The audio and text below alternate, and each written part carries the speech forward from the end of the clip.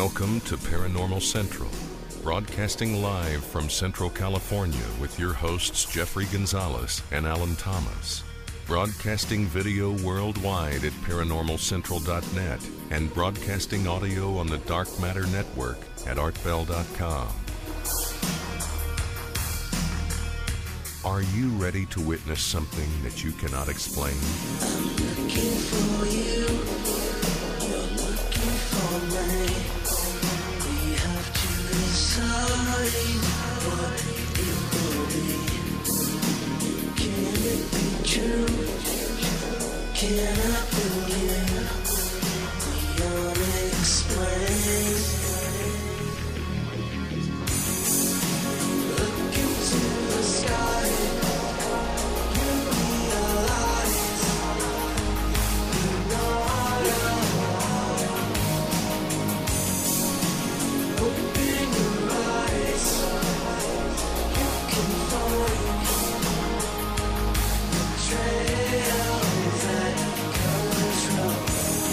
Hello everyone, welcome back to another episode of Paranormal Central. Coming to you live from Central California in the biggest, smallest city in the world, Fresno, California. Yep, go ahead and make fun of us, I know.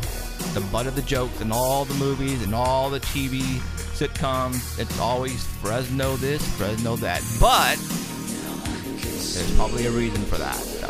Hi everybody, my name is Jeffrey Gonzalez. I am your host for Paranormal Central. With the guy to my right and the guy to your left is our co-host, Alan Thomas. Hi everyone, and on chat, I'm Paranormal Central.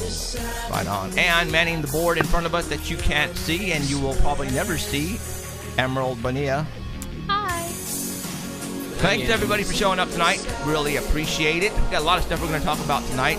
You know, we're a show here that we talk about everything paranormal. Nothing is scripted. You know, sometimes we have guests. Sometimes we don't. And the reason why we often don't is, if that makes sense, is because we're investigators. We're always out in the field. So we have enough to talk about as it is instead of getting a lot of people that we have to go and find to fill up the 2 hours because we have plenty to talk about. But a lot of times we do want to interview authors that have the coolest books out, and we'll bring them on, and that's going to be happening here in a couple of weeks. We have some good authors, and I can't wait for that. So, all right, just like every week, every Sunday, we have a reporter. We used to have two, but now we have one. The other one died on us. No, just kidding. That was mean. No, just kidding. We have a Squatch report, and his name is Danny Valderrama. He is a Bigfoot geek, and he keeps us updated on what's going on with Bigfoot, and we're going to bring him on right now. Mr. Danny, are you out there? I am here. You're here. He's and alive and awake. Awake. That's the important part. Yeah. For all those who don't know, last night, obviously a lot of people don't know because we had to keep top secret, sorry, I'm still sleeping myself, as we went squatching last night, and it was just a night excursion. We left about 6, got there about 8, and waited there until about 11, 12 o'clock and came back home. Nothing really happened. It was a quiet evening until we left the spot and was driving out, and Alan, what'd you hear? Because I didn't hear it. Him and Robert actually jumped out of their seats. They were on the passenger sides, and Danny, I was driving, and Danny was behind me. And Danny, did you hear anything? I didn't hear nothing. No, I didn't hear anything. I think they were smoking the crack, to be honest, but that's here or there. But no, they actually heard something because they both actually turned right at us, and Robert jumped up 2 feet. He goes, "Did you hear that?" And I hit the brakes, and literally, Alan, you said it was like literally right by the truck. It was right next to me. I mean, I were was scared, looking for it. And Jeff's like, "Should I back up?" And I wasn't saying anything. No, I turned to Alan, and I go, "Alan, do you want me to back up?" And Alan was scared because it scared him. And my 30-06 was underneath the seat where I told them before we should take it out just in case. But I think at that point in time, if we would have had the FLIR, and if I would be, back up, turned off all the lights, and I think if this thing was literally right on the floor bottom where all the bushes are at, and you know, all that heavy brush where it was probably at. It was right there. It was right there. We would have probably seen it in the floor.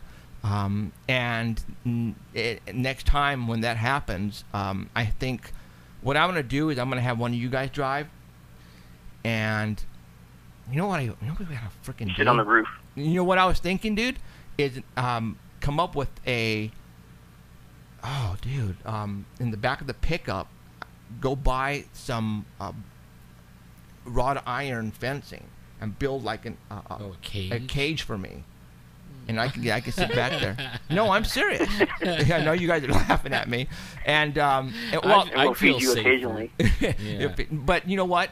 It's just so that if it tries to get me, it's going to take a little bit of time, and that way you can hit the gas and get the hell out of there, and I can take pop shots at it. Well, what I heard sounded pretty evil and scary. Yeah. And that's why when you said back up, I didn't say nothing. I was more like, go. I did. I was planning Alan. Well, see, the window was all the way down, too, so whatever was there, it could all the easily... windows were down. Yeah, it could stuck their hand in there, and I was just scared. Oh, but we have now, and Danny, you know, we were thinking that I think we should do this quite a bit now. Do just the night excursion instead of going camping, and literally Bring take bug spray. yeah, bugs really eating you the alive. mosquitoes. We could, you know, I could just trick out the truck with literally fog lights and I think Nice rims. and rims, DVR. With all the electronics and surveillance, and I think by driving around, I think we're going to get something. And I will put Like me an in the, ice cream truck. yeah, put me in the back in that cage with my 30-06, and let's go to town. So, all right. So that's some planning that we're going to have to do, and I think it's going to be really easy though, you know, because you know me and jigging stuff, I can do it. So, all right, the Squatch report for June the 29th, 2014. Danny sent me over some pictures, and we also sent them over to the Dark Matter Network at artbell.com. For those who are listening us on there, you can go to the website at artbell.com right now and look at the Paranormal Central pictures for today. And we are going to go to number 1, which I put it as Shaver number 1. What do we got? This is sent over from our friend Adrian Ramirez. He goes squatching with us on Memorial Day. And this is from a new mural that's up in Shaver Lake, California. This is off of 168. He said it's on the left-hand side near the Village Lodge.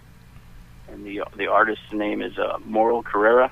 And in the second picture is a picture of him and his girlfriend, Okay, Anna. And it was painted this week, like Wednesday and Thursday. And I don't know if it's done yet, but you can see it from the side of the road. All there. right. Now, did you get to talk with Adrian at all on this? Just asking him where it was. Okay. Where And it's located in Shaver Lake. so I'm assuming Adrian's friend who actually drew this, does he go squatching with Adrian? I don't know that. Okay. Like, why would he?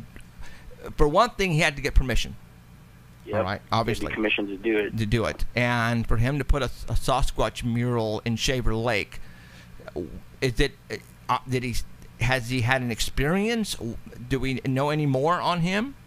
We don't, but we know there's many sightings Oh, in yeah. the Shaver Lake area, You betcha. Where is including a that white at? Bigfoot that's seen in that area too. Where at Shaver Lake? Is it? Usually around the lake. There was I put up a page a while ago of all the sightings listing in the Shaver Lake area, and one was by the 2 workers of Camp Edison there, who saw one run across the road while they were eating lunch and jump into the lake there and swim across it. No, I mean, And then where's the Jeffrey mural? got a report of somebody that had their camper Yep. during the night. No, Somebody was shaking their camper. Where's the mural at in Shaver? The mural's near the Village Lodge on 168. Oh, okay. And we also know that Finding Bigfoot had their town hall meeting at the Oh. community center that we went to in Right. Shaver Lake. So how far is the community center from this mural? That I don't know, but at the time we had the largest turnout of a town hall meeting. It was standing room only, and that place was filled to capacity. Yeah, we set a record. Yeah. The Uh-huh. first time they ever had that many people in a town hall. Very Yep. cool. So Now, there is an interest in absolutely. Bigfoot in the area up there, Shaver Lake. We've had many sightings reports from Shaver Lake, so yes, I can definitely agree with you on there. So, all right, let's go to picture number 3, what is a look like a diagram of height of a Sasquatch. Go for it. Yeah, this is something made by Ivan Leclerc, and he did a Bigfoot size chart. This is from the Ohio Bigfoot Conference page, and he was looking at the tracks and decided to see, okay, if the track is 21 inches, how tall would that be? And so a 21-inch track would mean that the person that made it would be 10 feet 1 inch tall. Okay. So that would be a very large person. That's Ivan pictured in there too. He's 6 feet 2 inches. So that's to give you a scale of how big everything else is around him. Here you go. The second tallest one on there is 8 feet 8 inches, and that's an 18-inch track. And the third tallest one on there is 6 feet 9 inches, which is still taller than him, with a 14-inch track. And the smallest one on there is 4 feet 9 inches with a 10-foot track. Wow. So that would give you an estimate of how big a creature you're looking at if you find the tracks out in the forest. That's about right. So if you Yeah. So if you find an 18-inch track out there, it's probably going to be an 8-footer that you're looking for. Wow. Or that's looking for you. That sounds about right. The other measurement that a lot of people don't hear about is the between the tracks. Oh, you know, like the stride. Like what you brought up the other day. There was a video, and the tracks were of the kids in the snow. Where was it? Russia. And the tracks were one in front of the other. Right. And that's exactly how they are. And how would a kid know that? For those who don't know much about Sasquatch, the way they walk is they walk 1 foot in front of the other. Okay. Like they're walking a tightrope. Like a tightrope, correct. And so when you see footprints, and if they're like this, like, you know, parallel with each other, Like that's human. Like how we walk. We don't walk like that. Sasquatches walk 1 foot in front of the other, and sometimes, depending, like Danny just said, the footprint length is 18 inches, so that could be almost 10 feet stride, maybe. You know, depend. No, that's too big. 6 running, feet. it would be. Running. It would be like 6 feet. 6 feet, huh? Yeah. And there was a video a documentary that came out yesterday, and I actually saw it. Dr. Sykes went around the world looking for DNA, and they went to Russia, and these kids videotaped this creature. And at first, they spotted these tracks, which were big-ass tracks, and we're talking like 18, 9 inch. And it was one right in front of the other on the snow. There was no other footprints around it, like the kids actually made it. It was just one in front of the other. That, my friends, was 100% real. 100% real. Because the kids, 12, 13, 14 years old, would not know how to do that, and had no clue on how a Sasquatch walks. And that's how a Sasquatch walks. So, right on. All right. Let's go to Bigfoot hiding behind a tree. Picture number 1. Yep. This was from Dale Richardson. He was a kid at the time. This happened in 1975, and after he told his story, he was teased so bad in school that he never talked about it again. But this happened in York, Alabama, in '75 while he was deer hunting. He was deer hunting with some friends, and they dropped him off in the middle of the forest and told him there was a tree stand down at the end of this trail, and they pointed to it with a flashlight and said, "Just go down the end of the trail. And when you get to the end of the trail, there'll be a small incline. Slide down that, look for the ladder, climb up the tree, and sit there until we come back and honk for you." So this is a kid, so he's okay. He walks down. He doesn't have anything to be scared of, so he's walking down the trail in the dark with his flashlight. And to the right, he sees just trees, and it's really thin, and just cones and tree stumps on the one side, and then on the left side it's all brush, so you can't really see through it. So as he's walking down that trail, he starts to hear footsteps behind him, and the footsteps start getting closer, and he thinks it's a deer behind him, but it's off in the brush on the left, so he can't really see what's walking with him. He begins to walk faster, and the sound keeps up with him, and it starts getting louder and closer. and he could hear the foot scraping on the ground there. So his heart starts to beat a little faster, and he gets down to the end of the trail, and the thing is like right on top of him. He could hear it, but he can't see it. So he falls to the ground because he doesn't know what to do. And he's looking up, and all he sees is the sky, and he's waiting to see whatever is behind him, and he doesn't see anything, and he's too scared to move. So he sits there until he can see daylight, and again he still can't see anything around him. So he gets to the tree, and he sits there, and he waits for them to come and honk. And then finally, because they're deer hunting, he's sitting in the tree stand and waiting, and nothing happens. So he waits for the honk, and then goes back, runs back to the Jeep, and takes off. And then this has happened in 3 days. That was the first day.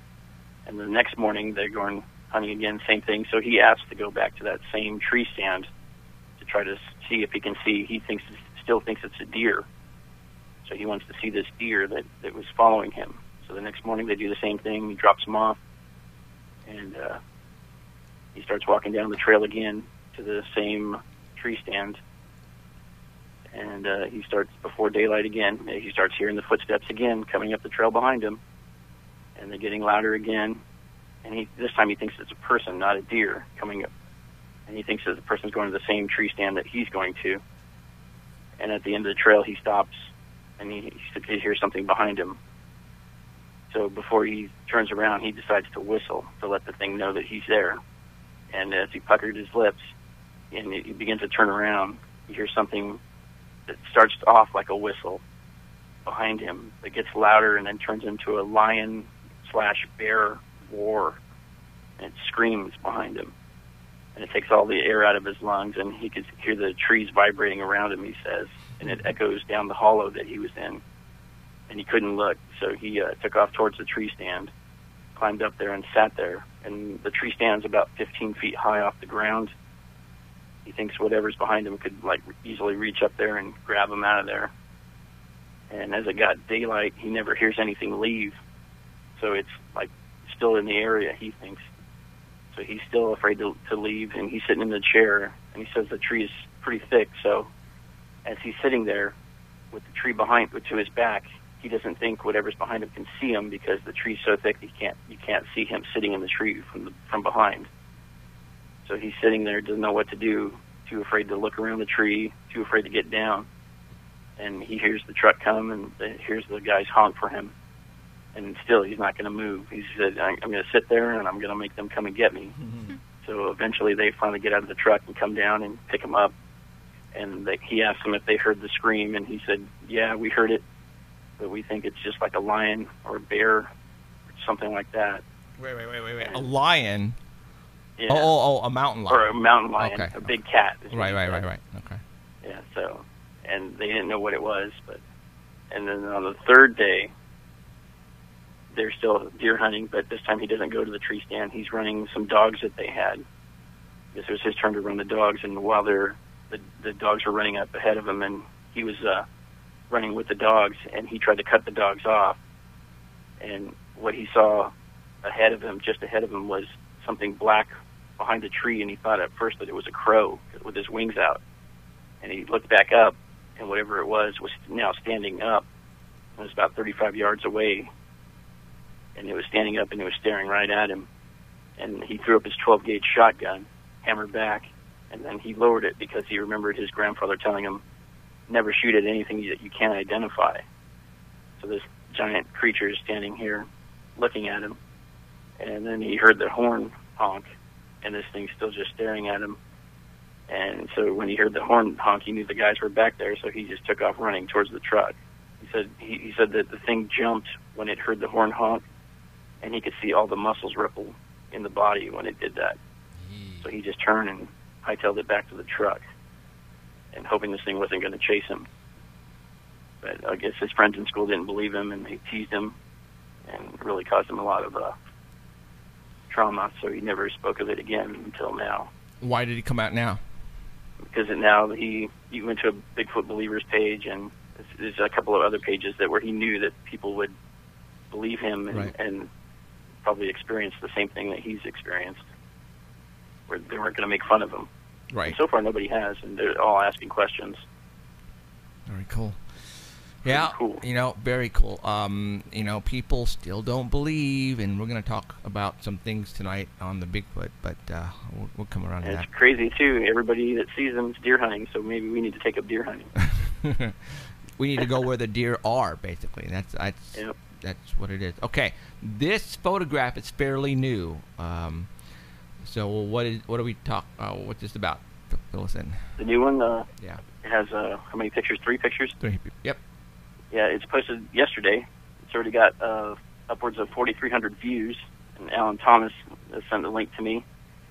And this was off the shores of Virginia in the intercoastal waterways, and they're claiming it to be a clear photo of Bigfoot.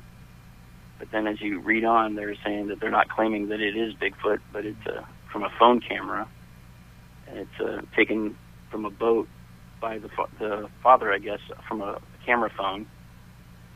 And they think it's possibly that they had an encounter 25 years earlier in the same area when he was 15 years old. He saw some glowing red eyes from a campfire. Him and his father were sitting at a campfire, and they could see glowing red eyes, and his father handed him the gun and said, well, shoot at it. And he said he couldn't see it. He said, well, the father tells him, just shoot in the direction you saw it. And he shot it, and he heard a scream, and then they heard it running through the brushes there, and they could hear it jump into the lake that was there, and it said it sounded like a Volkswagen being thrown into the lake.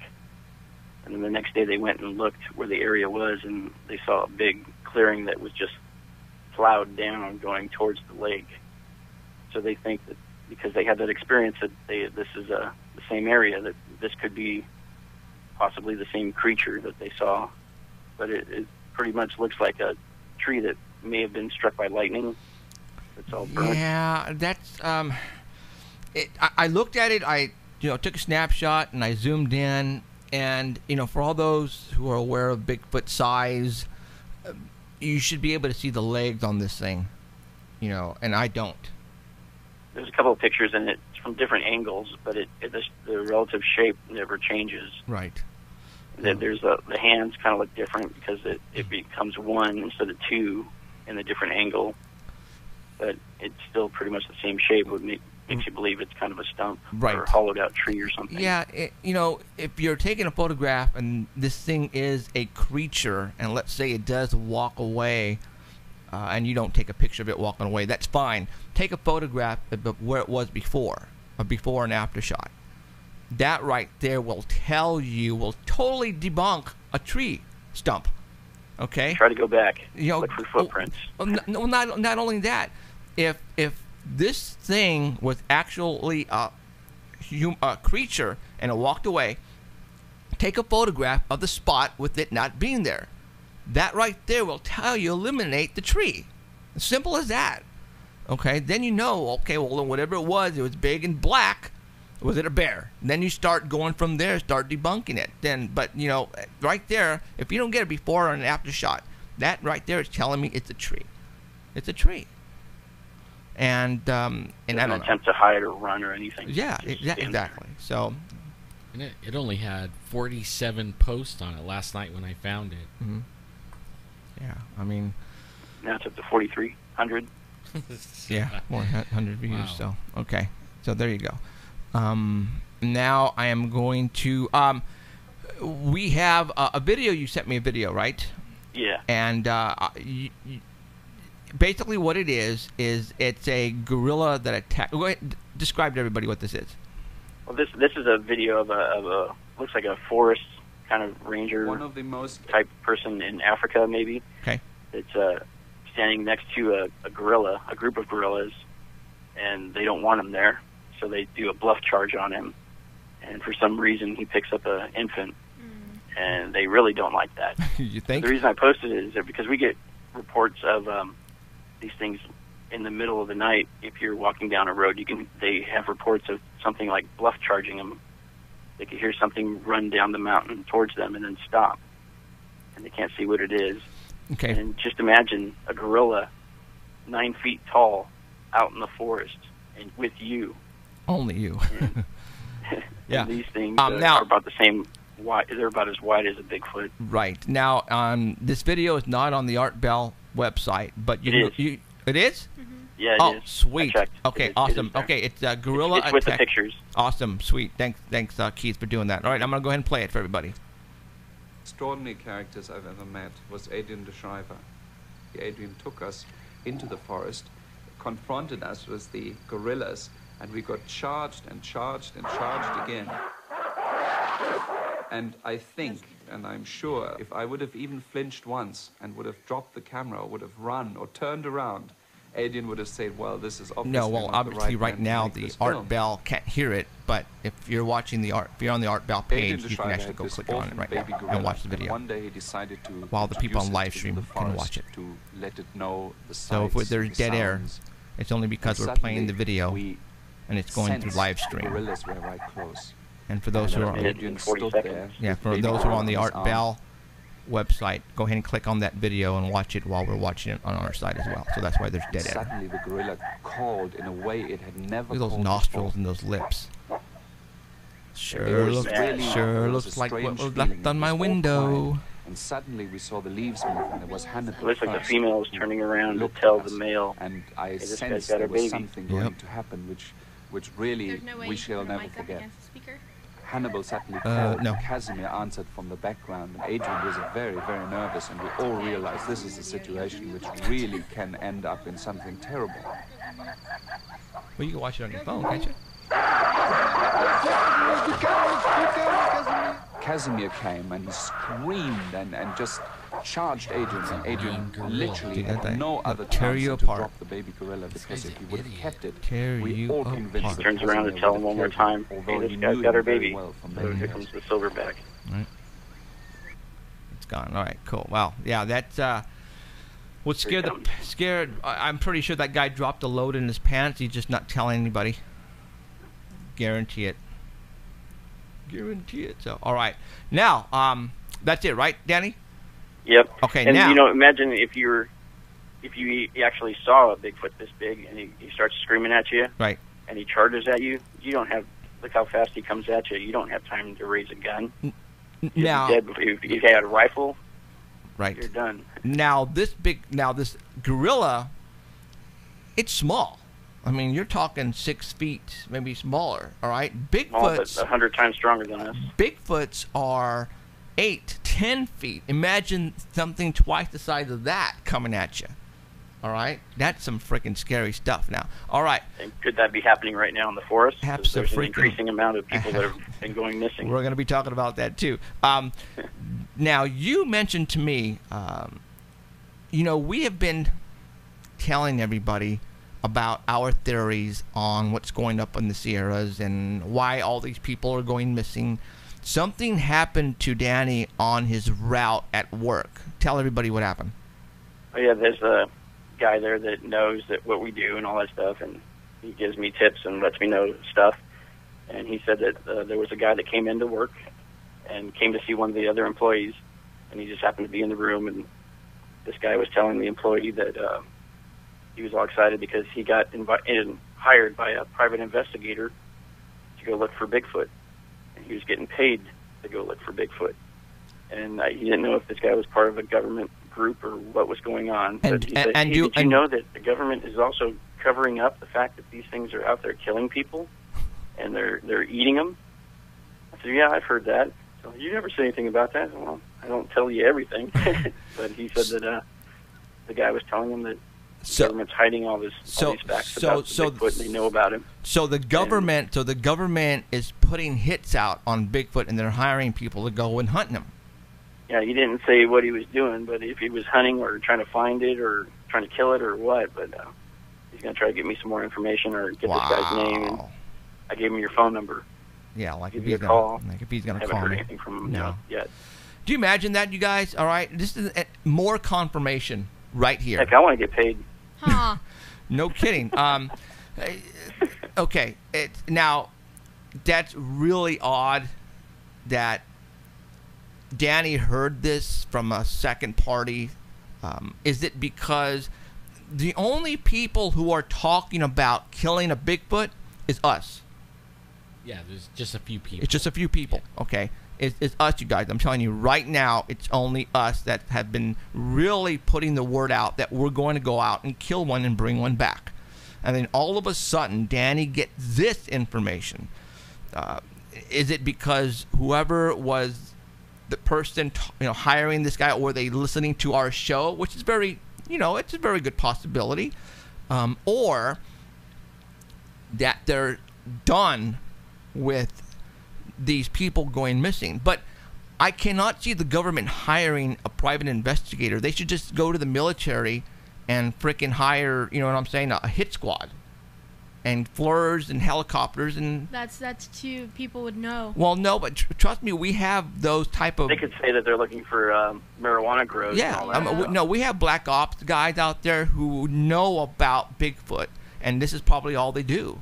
And they're out there, on a basis, and they instruct these guys to go out there and kill whatever's been, and trust me, they know. They know. But for a private investigator like this to come to somebody, that doesn't sound right to me, meaning that they're thinking what we're thinking. Go to bag one, bring it back, and become a multi-gazillionaire. That's what I'm... It's cool that they're getting the information to us, too, from knowing what we do. Yes, absolutely. So I think word is now getting out, and we're going to talk about the Bigfoot in the Sierras and all that here pretty quick here. All right, Danny. All right. Thank you very much, and we will be talking to you during the week, all right? See you later, Danny. Don't run Get anybody some rest, over. buddy. All right, see ya. Bye. Okay. Let's talk about that really quick. Not really quick, but over the past 2 weeks, 3 weeks, there's been 2 cases that has been hitting the internet, Facebook, social media, and the news agencies really hard. And that's 2 people that went missing, one in Mount Rainier, Washington, and one in Southern California, Arcadia, just I believe it's north of Arcadia, up in those mountains. One Southern California, it was a firefighter. Let's talk about that one really quick. No, let's talk about the one in Mount Rainier. That one was first. She was I believe I wrote it down here real quick. Hold on, you guys. She was a 70-year-old woman. Her name was Karen Sykes. And she was a person who has been hiking, going up to the mountains all her life. She knows Mount Rainier like the back of her hand. All right? People who know her know that she can get out of any type of trouble. If she was up in the mountains and got lost, she would find her way back. There's no way she could get lost. Absolutely no way. Everybody was saying that. Her friends, everybody. Well, she went missing. All right? And they finally found her body. It was, I believe it was... They stated that they found her body in a very unlikely location where she should have never have been, for one thing. It was higher elevation than she should have been, and it was off a cliff, I believe. And that is all they're saying. But what the authorities are discussing to themselves right now is that why was she at this location? She shouldn't have been here. It was very odd. They're not saying anything else on how she died, but a person like this, who's a professional, this should have never happened to her. Something happened that put her in this predicament where, again, we don't know how they found the body, and they're not going to tell us. All right. Now, let's talk about the firefighter in Southern California.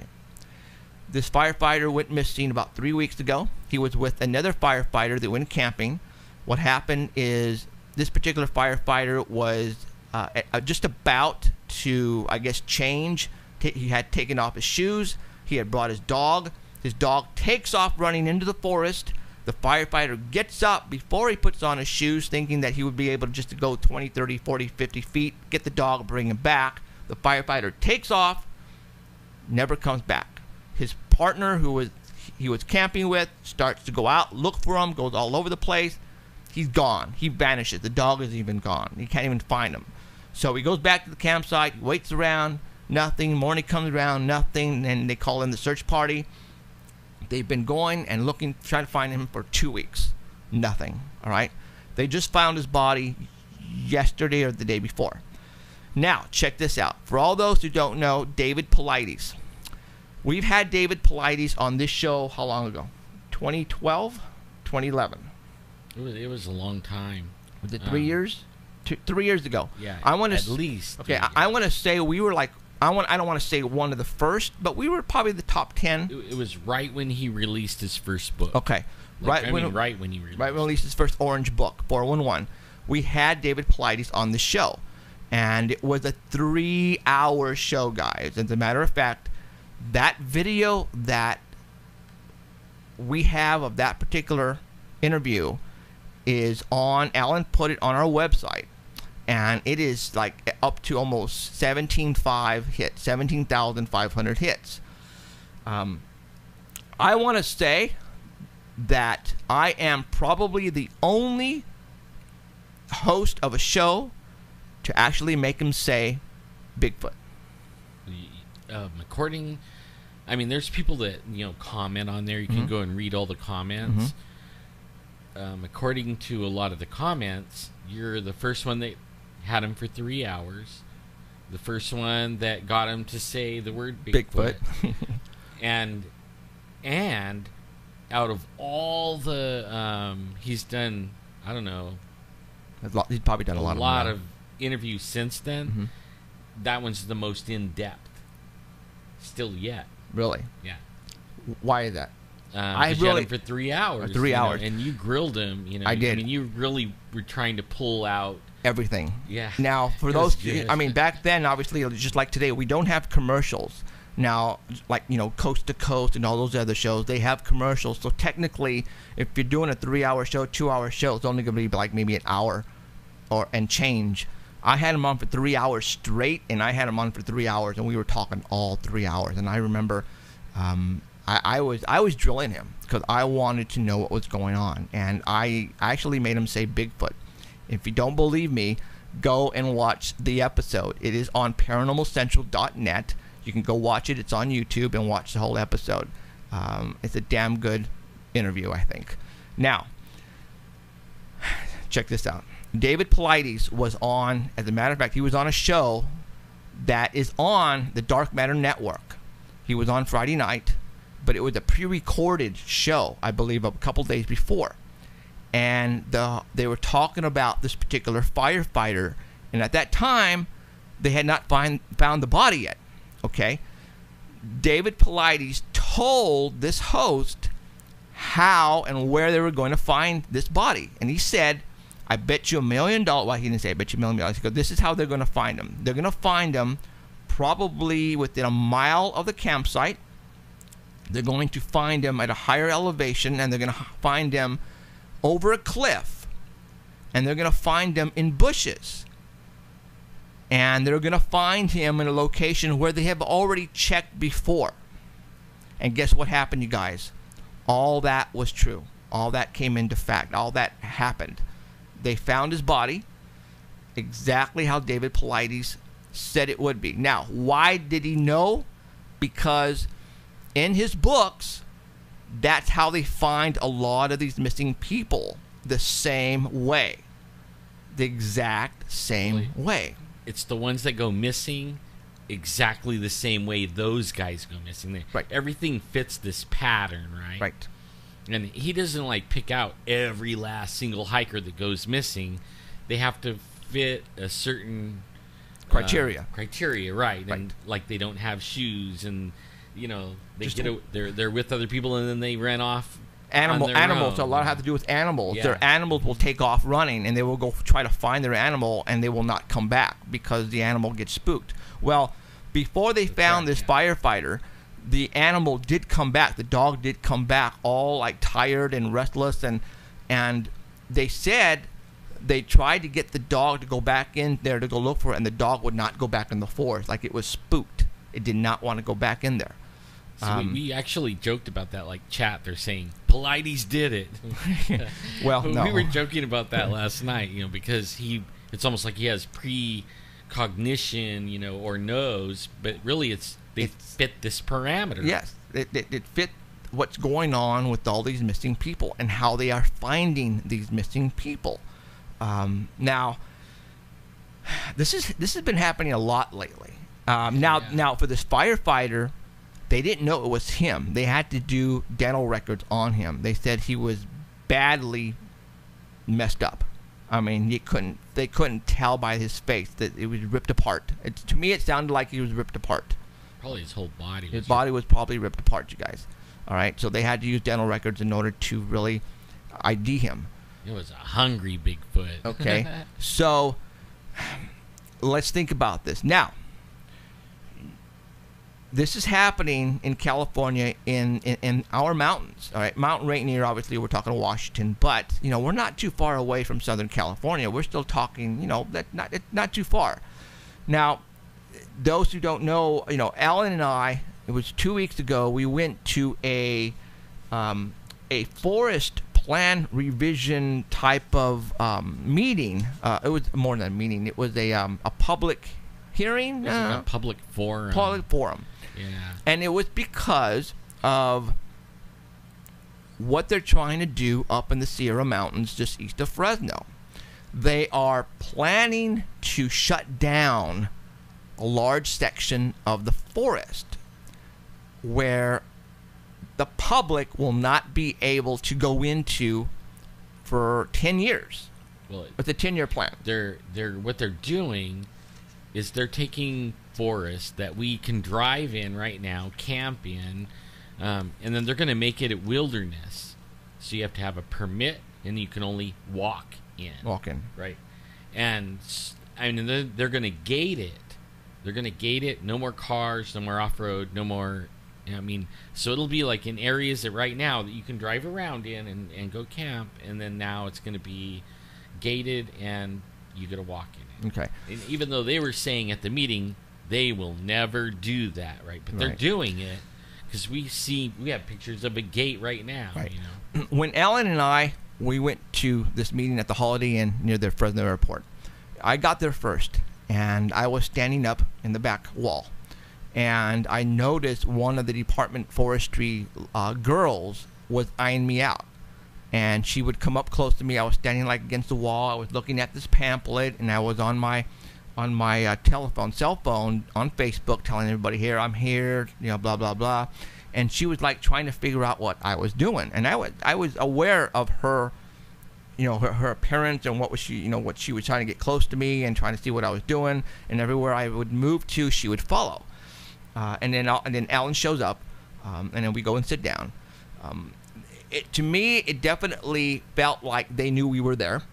All right, they would not eye us.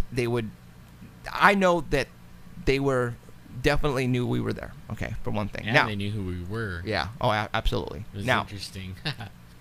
Now, they were taking questions from the audience. There was a lot of people there.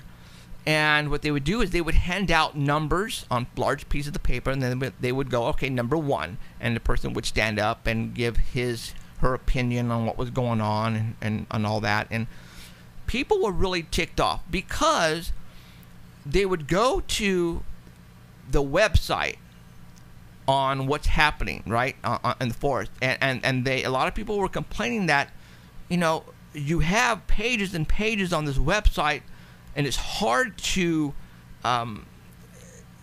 go through and find out exactly why you're doing this. And they're giving us no reason why they're doing it, and they're also giving us not a reason, or they're not even showing us what parts that they're going to close down. I mean, it's so unorganized, it's not even funny. And a lot of people were standing up and say, hey, it's like you're doing this on purpose. Yeah. You built the website where we can't navigate it to find out. Yes. And they're all laughing, oh, maybe we should fix that. Yeah. And everybody was complaining about that. One person did stand up and actually say, it's kind of weird that the locations that you guys are blocking off happen to be the exact same location of the Agenda 21 thing that's going on. And at that point in time, the head guy smirked a little bit and said, well, okay, so it's a little close. He didn't really, give his 2 cents on why that was the case or not. But they said something, and I didn't catch it, but Alan said he caught it, and I think I was either looking through the pamphlet or stuff, but people were going, why are you guys going to close down this area? And obviously it was because of the lizard and the toad.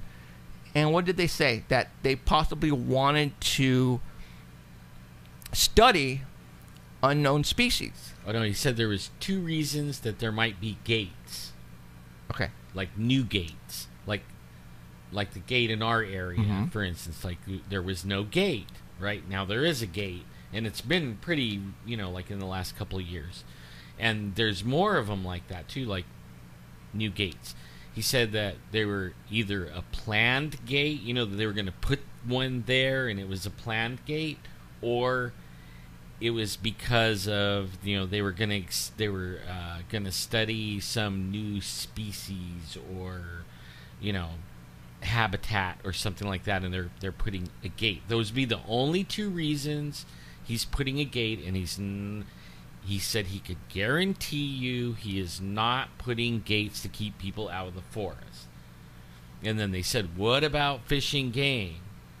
He says, I have no control over the fishing game or the environmental protection, anything, He can't speak for them, but they can tell him what to do. You know what I mean? Like if they say, we're gating this off, he's not putting the gate himself, right? The gate's not going there. But only he's putting the gate there because he's ordered to by a higher authority that he doesn't have any control over. Okay. But his control, he will not put a gate. Okay. It's like, yeah, right. Now, when we went on the Memorial Day weekend trip 3 weeks ago, and we arrived at the spot and we started going down, and we noticed that, wow, they came in with bulldozers and literally scraped the dirt roads and made them beautiful. I mean, there was no more holes for water to gather and to make mud holes. I mean, all that was fixed and repaired. And I remember Alan made the comment, and he said, it's like they did this for us. Yeah, and I'm looking like our road. And I'm looking at him, and I'm going, what do you mean? And he goes, they did this for us. And at that point in time, I didn't really, I just threw that in the back of my head, and I said, okay, whatever. So that night, for those who saw our show the week after, and we played the sounds of those whoopings, which sounded like monkeys, and then we found out that it might have been a barred owl. But the only problem is these barred owls are not indigenous to here. Okay. So I'm going, okay, I've been going there since 2007. I have never, ever heard an owl at that location, ever. Okay? And I have never even seen one. All of a sudden, we go that weekend. I saw an owl. Danny took the photograph of one. And then we heard those sounds, which possibly sounded like a barred owl, but actually they sound more like monkeys to me. Now, in this pamphlet that the Department of Forestry handed out to everybody, it says in there that they're trying to save that toad and that lizard, and they mentioned the barred owl. And I'm going, wait a minute. Isn't that just coincidence that the 2 weeks after our memorial trip that we get these sounds, and all of a sudden the barred owl is in this pamphlet that they passed out? And we talked about the barred owl like the very next day. I mean, right after our trip, we started talking about the barred owl and playing the recordings and everything. And then now you have to understand, these papers, they said they had barely put them together like the day before this meeting, and they weren't even complete yet, and they're not even done. Okay, and this is not the final draft either. Right. So, okay. I mean, that was all put together in a quick hurry-up thing for that meeting. All right. Now, the government, all of this started about closing down, I mean, really closing down the forest really took off when we started to bring out the missing people, the Native Americans, the killings of these people going missing. That's when the government put it in high gear and started to say, uh-oh, I think we better shut down these forests ASAP. Now, what if, now I'm not putting anything past the government now. The government wants to trick us. They want to send us off on a totally different route to make us think that this is not Bigfoot, that we're doing this because of barred owls and lizards and toads and all this crap. Like I said, what if they came in and they spent a lot of money, brought in big-ass bulldozers, and how do I know this? Because I got them on our game cameras. These big yellow bulldozers. I mean, they came in and cleaned it up beautifully. What if that they came in and wanted us to go in there? They wanted to make sure we went in there Memorial Day because obviously they hear the show, they know what we're doing, and they brought in these barred owls. Well, they know they go every Memorial Day, too. And they planted these barred owls. They went and probably brought in some nests, and they put some nests. I mean, literally, these owls, or what was sounded like owls, were right near the campsite of the spot. What if they came in and planted these owls there to make us think that this was one of the reasons why they're closing down the forest? Well, we were there last night for a long time, and there was no owls. It was silence. There was birds, and there was bats, but only there was a couple of owls. I had the parabolic, so I could hear things in the distance, a dog barking, a guy shooting at 11 o'clock at night. Some guy out there shooting, but there was an owl, and it was the hoo hoo owl. And it was way off, and it would only do it every couple times every 20 or 30 minutes. Right. No more barred owl. Oh, it was it was quiet. It was so quiet last night, it wasn't even funny. Yeah. It was actually depressing a little bit. Yes, not until the growl scared the crap out of you on the way out. Yeah, that's right. So, made my night. There is something going on. These people are going missing because of a paranormal phenomenon. I tell you right now. But when I was listening to David Paulides talk about his recent book, now his whole view on possibly it being a Bigfoot that's snagging everybody is starting to change a little bit. One of the facts that's coming out of these missing people is that it's weird that a lot of people that go missing in valleys or areas that have the devil in its name. Oh man, I saw that. Okay, like Devil Diablo Valley, Canyon. Devil Canyon, Devil Trails. That happens to be in all of the locations that he is finding that missing people are going missing on happening like this have the devil in its name. Well, couldn't that just be because of well, that is probably because the forestry named it that way. Because it's dangerous. Dangerous. In what way, though? Because I think they know. No, I could think like we went camping the 5th grade. We did that whole Heart Attack Hill, and that was only because you needed experience to get on some of these trails. Okay. It could not be. It could just be the level of expertise you need. So they're kind of warning trailers. Well, don't go on this one. This is Devil's Trail. It's hella hard. It's not exactly like that. Now, I did some research on that because I thought that was I mean, it's not just one place. You know what I mean? If it was one or two places, it would be oh yeah, maybe it's. But no, I mean, in a lot of the places, the names are that. I mean, Devil's. It goes all the way back to way back. Way back, way back to the miners and Native Americans and all, Yeah, I mean these places are known as the Devil's Terrain or place forever that nobody can remember why it's not. Isn't Yosemite have a name like that, Devil or something like? And that location, a lot of people go missing.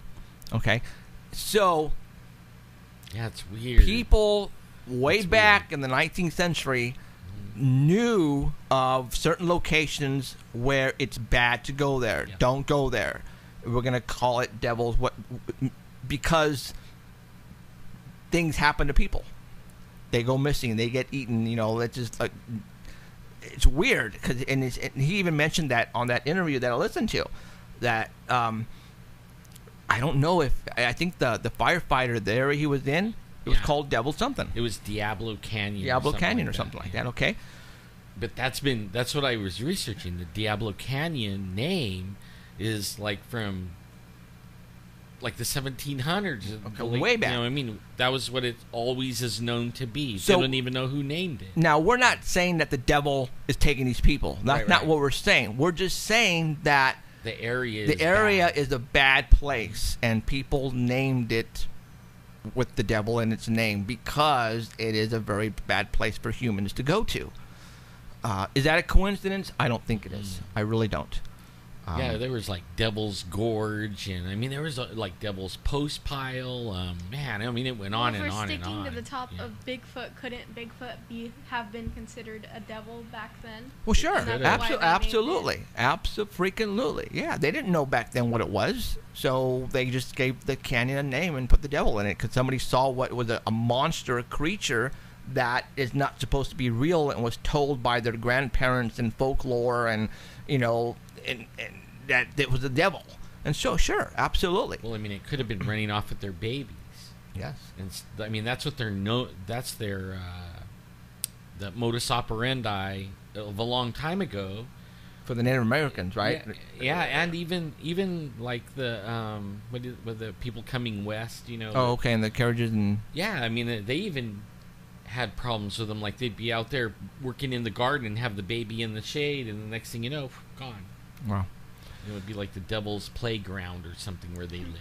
So, there is something going on. The government is hiding the truth, you guys. I can tell you that right now. You guys have to be very careful about your kids. All right? I'm telling you right now, if you go camping, and I don't care if you're with a bunch of people, I don't care if you're by yourselves, you're keeping your children within 10 feet of you at all times. Okay? I'm telling you that right now. If you have animals and you take your dog and you take your cat and it takes off running in the forest, you don't go running after it. Let it go. Because basically what it's going to do is it's going to try to trick you. Your father and the mother is going to go after it. The kids are going to be left behind. Guess what's going to happen? All right? Think like that. That's you have to think like that now. All right? Camping to me it used to be fun, and now when we go up it's not as fun anymore because I'm totally aware of my surroundings. I'm making sure Christian, Cheryl, and are I can see them at all times. If somebody goes out of that trailer, I am going to go right behind them. If they're going to go to the bathroom, thank God we have a fifth wheel now. They don't have to go walking down to wherever the restrooms are located or go behind a bush or whatever. We have a bathroom inside the trailer now, so that's good. We have a guy that goes with us, on camping and Bigfooting. His name is Robert, and he wants to see a Bigfoot real bad, and he'll wander off by himself. He'll take off. And you can see his light flashing around and everything. And that one night when it was the monkey owls or whatever they were, he wandered off probably about 75 yards. No, he was closer than that. He was. We're talking 60 feet, 70 feet from us. From us. Oh yeah. Okay. All I seen was his light. And that's how close those whoopings came. Right. And what did Robert say last night? I think you were pressing him. Why did you come back, Robert? Why did you come back? And he said, because the thing came at me. Yeah, it did. That's what it said. He said the thing started, I don't know if he used the word walking, but it said it started to get closer to him, and he got scared. Robert Scott is the guy who goes walking around by himself, has been hiking all his life, and all he takes is a stupid knife, about this big, but and a stick. And he's not afraid of anything, but I think we're starting to change his mind now. He's starting to be afraid. I watched him get afraid 3 times last night. It was funny as hell, especially one with Danny just walking in his camouflage, and he jumped. Danny was just cruising out there with his microphone, and he had his camouflage hoodie on because the mosquitoes were eating him alive, and Robert was just talking to us, and he looked around and he saw this thing walking by the brush. He went like that. He just, oh fuck, that was Daddy, and he scared him. I'm going, and I'm looking at Robert, man, you don't get scared very easily. I mean, and he goes, oh, dude, it was just, and then he basically calmed down. The last night when we were driving out of the spot, and you had the spotlight out the window, right, and you focused it in the front, and you saw the eyes up on the hill. Robert was right next to me. He was sitting in the passenger side, and I'm gonna, and he's probably gonna hate my guts, but I'm gonna pretty much mimic on how he responded on seeing those eyes. Right, he goes like that, and he jumped, and his eyes got so fucking big. Sorry, and him and Alan saw the eyes up there, and I stopped the car. I put it in drive. I got out, and there were cows. But I've never seen Robert. Robert had to go like this. He was tearing. He was tearing. It scared him that bad. And then that was right before the growl. Oh, you guys messed him up. No, it was right after. Oh, it was right after. It was right after the growl. Okay. And I was driving really slow, and all of a sudden Alan and Robert at the same friggin' time go, "Did you hear that?" And Robert's looking at me, and he's like, I go, "I didn't hear it." And Alan goes, it was just right behind us. Yeah, when you stopped, it was only, I was waiting for it to grab me. I'm serious. Yeah. I had my arm out the window with this light, and right. I put my hand in. Why didn't you roll up the window? Because you have it on the child lock thing, and I couldn't roll them up or down. You should have told me. You should have told me. All I could think about was, like something was going to grab me. It was going to grab me because it was like this evil, deep, like a growl. Right. It started off like a growl and went into a roar. Okay, now you guys have to understand, when we're driving on a dirt road, it's not like it's like empty field on both sides. No. We're driving on this dirt road, and the trees and the brush are hitting the window, scratching my truck, right? So it's like it's heavy brush. Even if you shine a spotlight right down in there, you couldn't see because it's so heavy brush. Yeah. That's why it's so spooky. Because you're driving, and all of a sudden, something could come out of the trees and go, roar, and grab you or jump on the hood, and that's what we were expecting, especially when they heard the growl. I actually was expecting that because it sounded like it was like right next to me, like that right. Close, like 4 feet, and I know Robert was like trying to squirm over by Jeff. I was watching him. He couldn't even sit by the window. That's why and I told you that's why I wanted my 30-06. Well, now we know what to do next time. I'm seriously thinking about building a cage in the back of my truck. See, now when right after that, and he started moving again, me and Danny both had a light on each side of the car, right. And we're like scanning the woods. But then it dawned on me, like, how many times have Robert or any of you guys actually been out, doing that. We've never done that. So then I thought, they don't even know what to look for. Right. So I told them, look, while we're cruising like this, you're not really looking for animals. You're looking for lights. Because soon as the light hits eyes, any eyes, cat eyes, human eyes, any eyes, the iris reflects back, and it makes little lights in the woods. As soon as you see that, that's when you stop and you really scope it, And it wasn't right after I said that. I told him, look for the lights. All of a sudden, there's some lights right up on top of the hill, That's when Robert went, oh! Yeah. Seriously. But it started off with 2 lights, and then Jeffrey pulled forward, and they were kind of like on the other side of the hill. So we lost it. I'm like, back up. And he backed up, then there was 4 lights. So there was actually 2 of whatever it was, right? That's when I started freaking out. Because they were big and they were like wide. Right. But then, the cow ran over the hill and you could see the whole cow, it was like, oh. But I think the growl was before that, wasn't it? No, it was right before that. Right before that. So that's why Robert was really scared when he saw the eyes up on the hill. Yeah. And Now people are going cows. Why are there cows up in these forests? Well, free range. It's free range cows. All right. I mean, these cows are so freaking healthy. They're so, I mean, they're big because there's so much to eat out there. They do it every year. They come out and they let these cows go and they free range, and there's cows everywhere.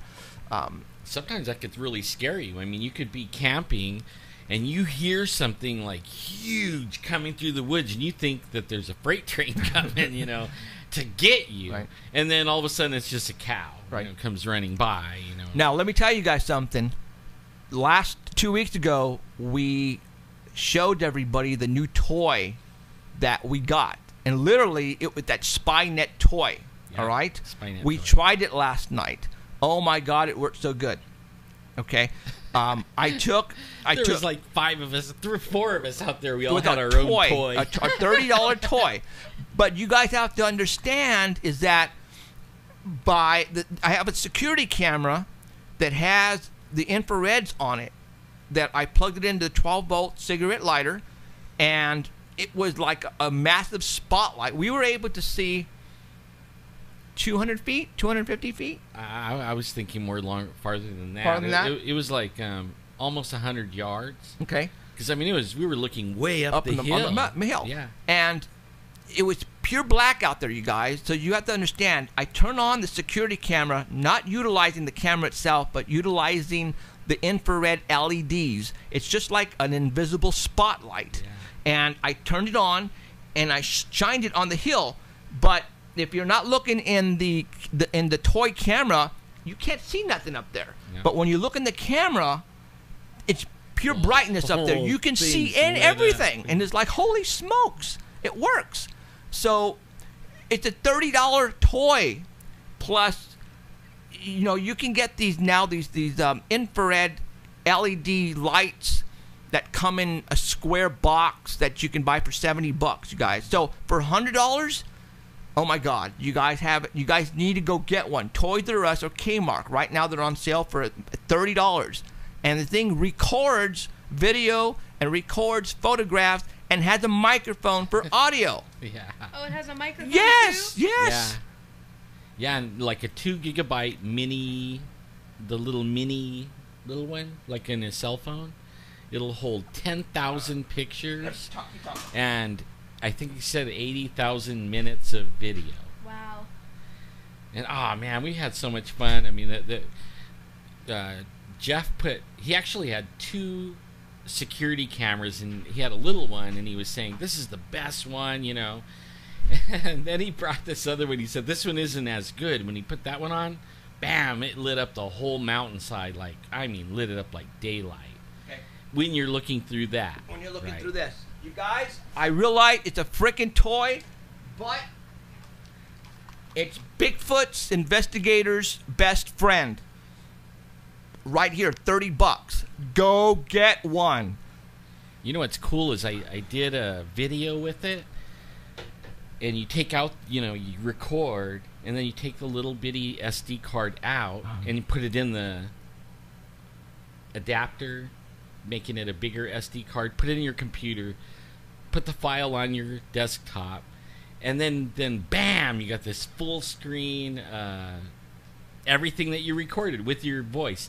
The only thing that it's a toy, so the only thing I could figure out that wasn't really good on it, you know, like not excellent, was the microphone didn't pick up the S.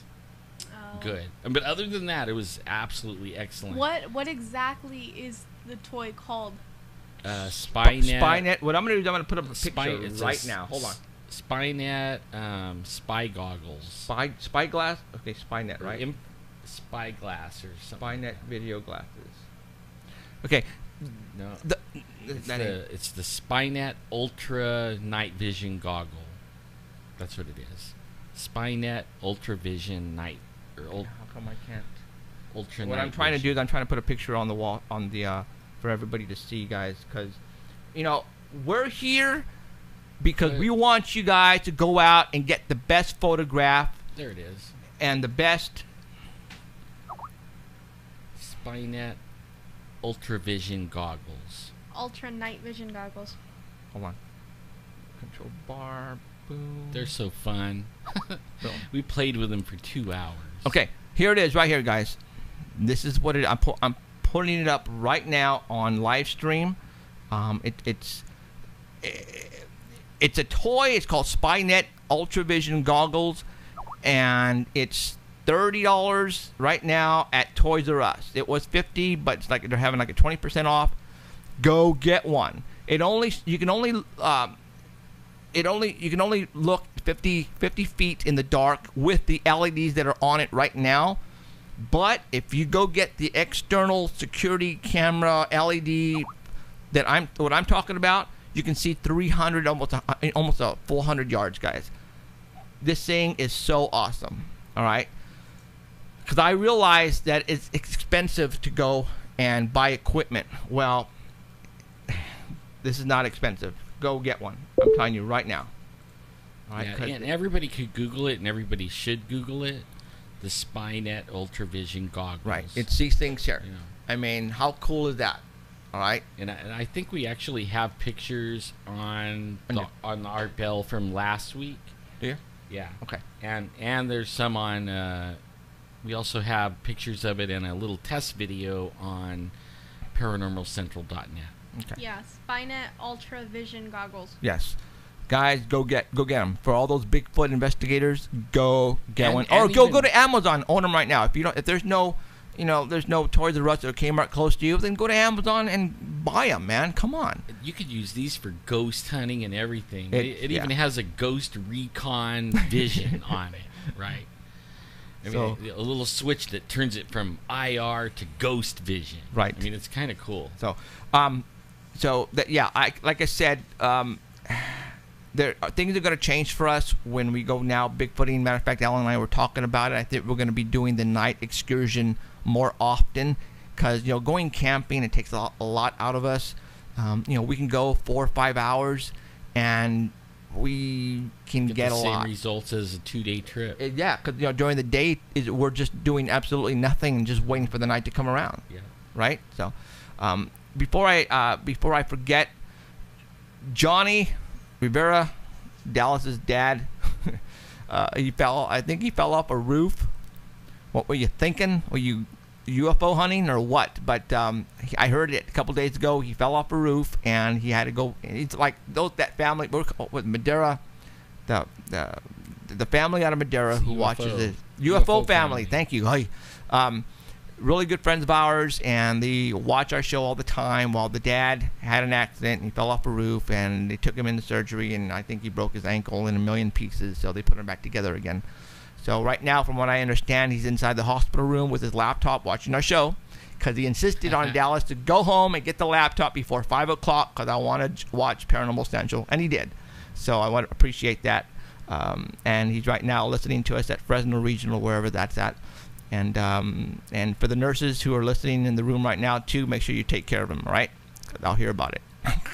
Hope you feel better. So now I heard that Dallas is also at the levee, and a helicopter came over and was circling him, and they took off again. So, yeah, he said it's like the helicopter came back, and left again, circling him. Yep. So the other night, we were sitting on the porch and.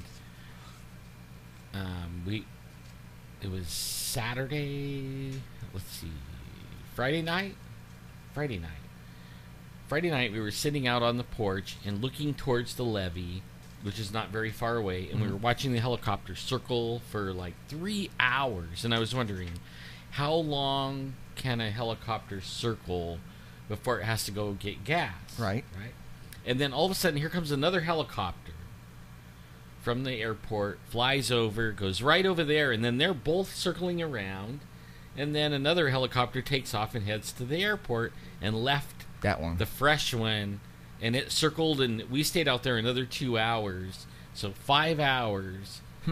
Those helicopters are circling out there, and I didn't ask my brother when he left. He actually went that way to try to see what they were doing. They were circling out there for like 5 hours. Wow. Now, I think there is something. You for all those who have watched me forever know about the levee and what we think is going on north of Fresno around the levee, why we think they put up the levee in the first place, is I believe there's something going on in that levee. That's even, these cameras, toy Spynet things, I think would definitely help us in that area too with the spotlights and everything. So we might need to go up there and when we get the FLIR too. Now, what Danny forgot to say is for all those who know that the FLIR is coming out with an actual case for the iPhone 5S, and it was supposed to be out this month in June, but it got pushed back because of some software issues, and it's going to come out in July. For all those who don't know what I'm talking about, if you have an iPhone 5S, you're going to get excited right now, especially for your Bigfooters. For about $400, they are going to come out FLIR, F-L-I-R. They're going to be coming out with a case that fits over the phone, and with that gives you the capability of registering heat signals from a long distance, actually. And I think I've seen videos of it, and it goes of a far distance, I think. I mean, we're talking maybe 100 feet or so. So FLIRs that'll work for us because especially for the growl. So far, the Bigfoot's never been farther than 100 feet. Not even that, right. The only problem is it's so dark. We don't turn lights on, so, I can't see 10 feet. Now, even with the spotlight out the window, these things are black and brown. Yeah. They blend in with the brush and the trees and the ground, even if you shine the spotlight right on them. Because you remember when Kathy Strain was saying that, her husband went over and looked in the bushes and saw 2 tree logs laying on the floor, and went back later and they were gone. Well, they were the 2 Bigfoots that were actually laying down, mimicking tree logs, right? And that's what these things do. They are ninjas. Thank you. Forest ninjas. And so they know how to blend in. So, if we would have had this FLIR, and Alan goes, I just heard the growl 2 feet by me, I would have freaking stopped the vehicle, put up the windows, probably climbed over the back seat, put one hand out the window, turned everything off, and just scanned right below the truck. And with the FLIR, if there was a Bigfoot hiding in the brush, we would have been able to see the heat of the animal that was there. And I would have probably found it. Said, holy crap, there it is. 10 feet right there down that ravine, just sitting there. That's where I would have broke out the frickin'... Well, will there be a way that, maybe we could take a little monitor? I don't think so. It's only off the monitor here. So like the passenger could sit and hold that as we're cruising. Well, yeah, you'll be able to see it right here. So we might see it before we even get to it. Yeah, absolutely. If you're driving by and all of a sudden stop. Yeah, you're right. Yeah. So from what I understand, Danny is going to upgrade, and I think he's going to get one too, which means that we'll have one on both sides of the vehicle. Oh man. Okay, and really, we don't need any lights. No. We can go dark. And each of them will hold out the iPhone out the window like this, and we'll just drive down. All of a sudden, stop! There's a fox, or there's a skunk. Go. Stop! There's a cow. Go. Holy crap! There it is. You know what I'm saying? And that's how we're going to be able to with the FLIRs. We're getting close. Mm-hmm. They're there. They're really close. I think we're going to be able to bag one and bring one home pretty soon. I think so. I've been getting a lot of questions from everyone. They're like, they want me to go other places. Why? I mean, they like go here and go there, and we heard about one over here. Mm-hmm. What they don't realize is like the expanse of the Sierras. Even like they say in this area, like the white one, for instance, it's all the way from Trimmer all the way to say Burro Valley. So it has like this 50 square mile range. Where do you go? Start. Yeah, I mean, I mean, it would take a while to develop and figure out and tracking and everything. What we have is a place that we already figured out that when we go there, they come right to us. So why do we want to go all over the place, and spend gas and money and everything that we don't have really, when we could go right there and they come and mess with us? Right Seriously, there. guys, they do. They come throw right things to us. at us. They growl at us. They scream at us. If we would have had the proper equipment 3 years ago, like the FLIR, I think we would have already have brought one home. Okay, next time you guys go, take me, please. Okay. All right. No problem. And I think that it's going to be very soon. The only thing that's going to stop us is the man. If for some reason, because I know they're listening right now and they're going, oh shit. Well, don't you think like when you get the FLIR, they're going to be able to see what's on your monitor? The Bigfoots won't. No, the government. Yeah. You mean on our phone here? Because I mean, they're already able to tap into our phones. Yeah, they are. Well, it's that's so not you good. gotta be quick. Well, I see what you're saying, because we already have plans, and I'm not going to even talk about it right now. We shouldn't even talk about it. No, we can't talk about the plan. So I'm just going to stop right there. Can they eavesdrop on the FLIR and see what you're seeing? What we're seeing? Probably. Man, we could put Emerald in the cage, Danny says, right? Huh? Yeah, because the Bigfoots like women. Oh, wait, what? Yeah, I mean, that's what draws them a lot of times. Like when we went on Memorial Day, there was 2 women, and one was screaming, and man, the Bigfoots are they came the place, right up.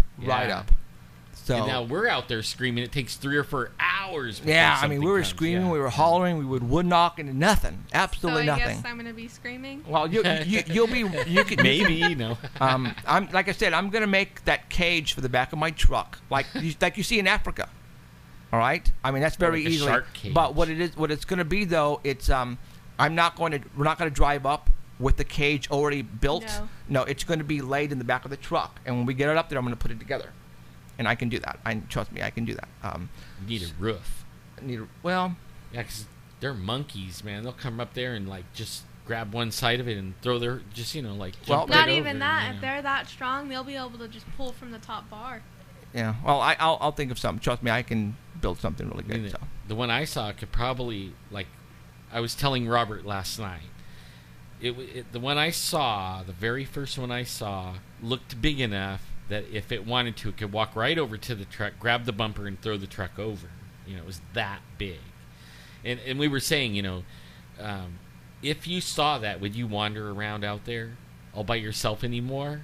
And that's what Robert said, because we were telling Robert last night, Robert, how can you go up there knowing that finally they might be up there, and it won't hit you until you literally see it with your own eyes, and then that will pretty much change your life forever. I think that's what I'm waiting for. And that's what I'm waiting for, too. I still want to go out there. You guys haven't scared me that much. Well, that's what it's going to do for me. And, Alan didn't go back to the mountains for 6 years after what he saw. And to this day... And I won't go alone now. Yeah, and to this day, he's still scared. I mean, I wish I would... It was pure darkness last night in the truck. I wish after that growl I would have seen his eyes, because I bet you he was shitting in his pants. I was being pretty quiet. he was quiet, dude. I was waiting for a big hand to I go, should I back up? That's all I heard. I didn't hear anything. You were going to hear me say, yeah. I'm the first guy that's going to go. That's Danny's dream. Oh God. All you got to do is outrun Alan. He keeps saying that. Well, just tip the cane. Hit the cane. Let him fall over. Oh, shit. That's funny. Oh, okay. All right. So, yeah, I think we're getting close, guys. I want to say that we are setting a lot of trends here on this show. And I'm flattered that a lot of people are because even Alan could pretty much verify that nobody was talking about going out and killing a Bigfoot until we talked about it here and really stressed that was our plan. Then what happened, Alan? Well, if you did talk about it, you got hushed really quick. Right. People would be all over you and man, you're the devil if you're going to go shoot one. They are nice. Not anymore. Don't kill. It isn't happening. And And how dare you go and talk about what, nobody goes out and tells all the secrets of what they use in the field. Nobody does that, that's our secret. We don't tell anybody what we research with, Right. Now you got people putting videos out. I wear gloves and, I 100% deed. And, there was one guy, he was cracking me up, I have a knife and you can't have too many more. How many knives do you need? Oh, they're, he goes, can't have enough knives. And I'm thinking, for what? Dude. Yeah. So, yes, that, because of the Bigfoot thing, and then also when we were talking about and showing the gizmos and gadgets that we use on this show, then all of a sudden people started making videos and doing the same thing. Yeah, I've watched 5 since our last Gizmo show. That is funny. I just saw one today, some guy named River, and he's a teenager, and he comes out, man, and he's like, do your research and read these 2 books, and I was thinking, I don't know, I read a few books, but mostly I've been going in the field probably longer than he is old. Right. What they call it, I have more time around the steering wheel than he has around the whole darn car. Yeah. Yeah, people don't understand. We've been doing this for a long time. We haven't been behind the microphone. I've been doing it for 4 years, 5 years now. So, all right. Pretty fun. We're having a blast. I think we're getting close to finding out one phenomena, and that is the creature known as Sasquatch. We have plans in the making for when it does finally happen. We're going to do it the correct way, not like Rick Dyer, but it's His was all about the money. Yeah, it's all about the money. He didn't really even have one, and if he. he says he did, and the government took it. He said that twice now. Yeah, it's BS. But I actually, with my family, there's a certain area that we go. It's called and I actually would say everybody that ever comes and visits California or they live in California, it's a 100-mile drive. Takes about 5 hours. It's called the Sierra Scenic Byway. And you start in North Fork. You take Road 200 off of Highway 41. And you go through some of the most beautiful country in the world. And it makes a big loop all the way into the wilderness. Big high meadows. Creeks with fish in them. And, you could go fishing. And you could do it all in 5 hours. There's big trees like Nelder, big giant redwoods. It's beautiful. I grew up there, all in that area. That's where I saw Bigfoot the first time. That's where my family seen the Bigfoots. That's where I grew up. But only it's beautiful. I say, so my family, we still go camping over there, and I always turn it into a Bigfoot trip. You know what I mean? They're all camping. I'm Bigfooting. But right. But only we go Bigfooting at the one place. Serious Bigfooting. But I'm still looking for Bigfoot when I'm camping in these other areas. But I suggest everybody. If you're coming through California from another state, find the Sierra Scenic Byway and go check it out. It is beautiful, better than Yosemite, I think. Cool. Ask Keith if he felt the earthquake last night in Arizona. Did you, Keith? Arizona had a 5.2 last night at about 10 o'clock. They don't have earthquakes. They don't have earthquakes over there. Yeah. That is very odd. It's right near the border of New Mexico and Arizona, so I don't know exactly where he's at. But Arizona had a 5.2 last night, guys. Is that like Flagstaff or something? That doesn't happen in Arizona. So we're Art Bell's people is guy is in Arizona, so we're going to ask him really quick to see if he felt it.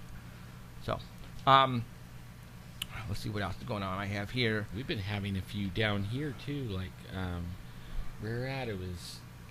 Well, Kettleman City's been rocking. Yeah, Kettleman.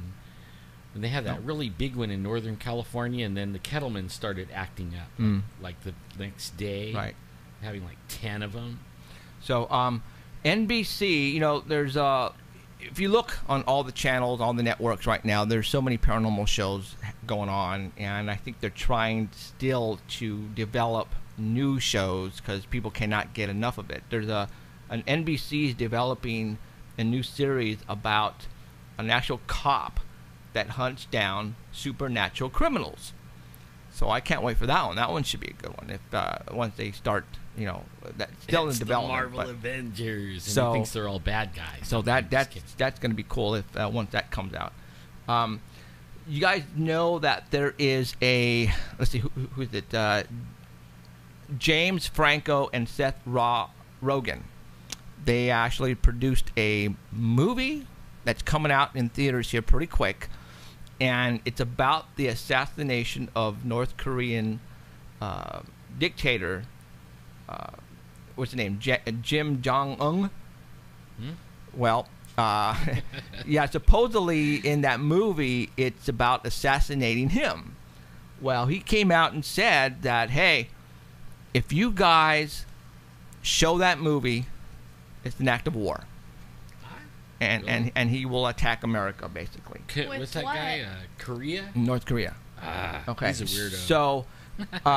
So that is, I mean, that's been hitting the social media here in the past, actually, 3-4 days. Don't bomb us because they called you a weirdo. All right. Okay. So he says that, what's kind of weird, though, is that, do you remember when Benghazi happened? And that one guy who supposedly showed a video and made all the Muslims ticked off, and it was because of that, and they arrested him in the whole 9 yards, which it wasn't. That wasn't the cause of a video.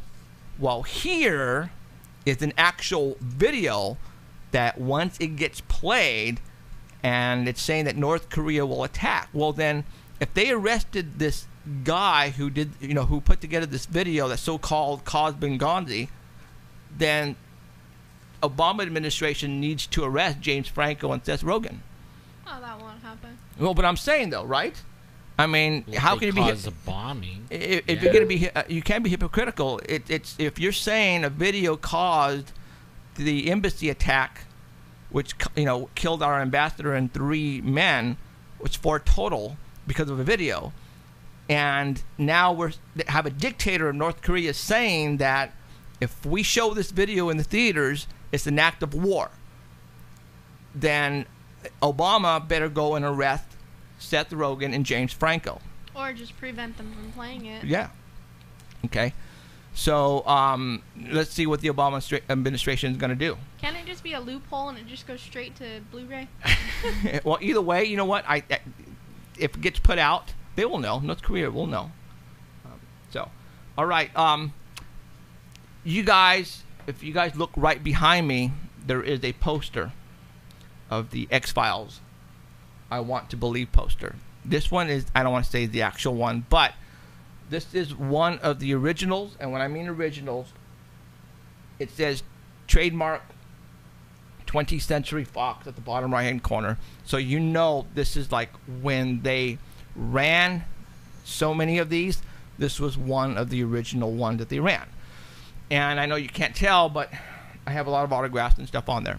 I am a big X-Files freak, all right? I think X-Files was like the show that put me over the top when I wanted to really, really get into the paranormal. Well, it just so happens that David Duchovny was interviewed on Rolling Stone just recently, and he says that he wants to do another X-Files movie, which is very cool. I can't wait. Because I remember when the X-Files went off the air, him and Chris Carter had a falling out. And I think it was because of money and all this kind of stuff. I think they basically became friends again. And I'm hoping that, matter of fact, Comic-Con last year, they actually had they had Scully up there, they had David up there, and they had Chris Carter up there, they had all the producers up there, and they want to do another movie. So I'm thinking that this is going to happen, and I'm not saying right away. Obviously, they got to write the movie, and then they got to, lay it out, and then do it. So we're talking probably another 2 or 3 years by the time this thing is done. But if David, I think David was pretty much the only person holding it back. And David is finally coming out and say, I hope they do another movie. Well, Californication, he's been on a series on HBO, I think that's for the longest time, and I think it's coming to an end. So I think he's just looking for more work. But, if he says he wants to do another theater movie, then I'm thinking it's finally going to get done, because I think he was the one that they were waiting for to come around. And now since he's going to do it, and I can't wait, because like I said, I am a big X-Files fan. You guys can't see this room. Well, I used to have a lot of stuff all over the place until I took it down. I put them away in boxes and tote boxes. But I'm a big X-Files fan. I like to say I have everything. I have a pinball machine right there by Emerald. And I have a lot of stuff put away. So, the lunch pail back here, I have everything. So I'm a big X-Files fan, and I can't wait for it to come out. And I'm hoping that it will come out here pretty soon. So, I'm going to show you guys real quick. Illuminati. There are a lot of signs on TV and in music videos of people who are really into the Illuminati, and you can tell by the logos and all of the what they wear, the props that they use for videos, triangles, the all-seeing eye. One who uses it a lot, my girlfriend, Katy Perry. She uses the Illuminati Sigma all over the place. And this just came over the wire this morning, and I'm going to show you guys it. You know that my wife, she showed me that picture this morning, and she's like, what does that mean? She had no idea. Married to me, and she doesn't even know what that means. I mean, that kind of shocked me, because... What are we looking at? You're looking at Julia Roberts, and she has a reptile shirt. She has a shirt, a dress shirt on, opened up with another dress underneath, but on it is the triangle with the all-seeing eye inside, and on the top there's a snake reptile type of, which pretty much both of them are, the Illuminati stigmas, and they use that all the time. And here Julia Roberts, who happens to be one of the biggest movie stars in the world. So you wonder how they get to these type of positions, like her and Tom Cruise and Katy Perry. Katy Perry, 71 million downloads on iTunes. 71 million downloads on iTunes. That's $1. $71 million just on iTunes alone. They just gave her a big award. So that's all she gets. She doesn't get any money. Yeah, just the award. Yeah. So the Illuminati gets all the money. Yeah. You wonder how these people become so famous so quick, and it's because they're involved somehow, some way, with the Illuminati. They want to become famous so bad that they will do anything to do that. Whatever they need to sign, to give their soul away, to do whatever, to become a multi-gazillionaire. And they do. And it's kind of weird that Julia Roberts would actually wear something like this. It's like, it's pretty much telling me, hey, look. So, yeah. So it blew my wife away, because she likes her. Yeah, I mean, I do too. I mean, she's a good... I've seen this. Sure. I've seen, let's see, the two, I think, really, the two shows or movies that she's been in that I really enjoy. One is Notting Hill, and the other one is, obviously, the big one that made her famous is The Hooker. I know which one you're talking about. Pretty Woman. Pretty Woman. That was the first one. And then this one. I think there's one more. I can't quite put the name on it, but there you go. So, all right, let me go to here. Let me go to there. Yeah, she does this. She has this makeup line that. Oh yeah, Julie Roberts. Sell it on. They sell it like on infomercials. And my wife, man, she likes jewelry and makeup. I mean, like crazy. If you want to make her happy, it's like jewelry or makeup. and she bought some of that, and it goes on your bank card. Mm-hmm. I almost couldn't get it off of it. Because, I mean, every month we get a package on time, but so did the money come out of the bank on time, right? And I almost couldn't stop that. It was like put on automatic pilot, and forever I was going to have that, you know. And I stopped it, and I told her, don't ever buy the makeup like that again. You know, I might be super duper or whatever, but only, you know what? Forget it. You know, we don't need it every month. You know. So, all right, we got, 20 minutes? 20 minutes to go. Next weekend is 4th of July. We'll have a show Sunday because 4th of July is on a Friday. So we'll go ahead and do another show on Friday. I'm getting a couple of guests lined up. I have contacted, what happened is Bigfoot Wars with Thomas C. Howell. They pushed the movie back, and now it's getting closer to that release date. I'm still trying to get him to come on the air to do an interview with us on the air so we can talk Bigfoot, because I know he's a big Bigfoot freak. And we want him to go Bigfooting with us. Yes, and I think that will happen if he's not working, and hopefully before winter we'll get him out here with Brian James, the producer of Bigfoot Wars as well. And he owns us a costume, so I'm hoping that that soon we'll be able to see that, because we're still working on the Hollywood deal thing. We have something in the making right now with the executive producer. We're waiting for her deal to go through, and once that deal goes through, then I think we'll be pretty much set. Yep. And I think we'll be doing what you guys all think that we will be doing. So, where hopefully within the next couple of weeks we will hear something from the executive producer, and hopefully she had signed that deal. It's a big deal, trust me. It's a big freaking deal. Yeah, just the number alone makes me pass out.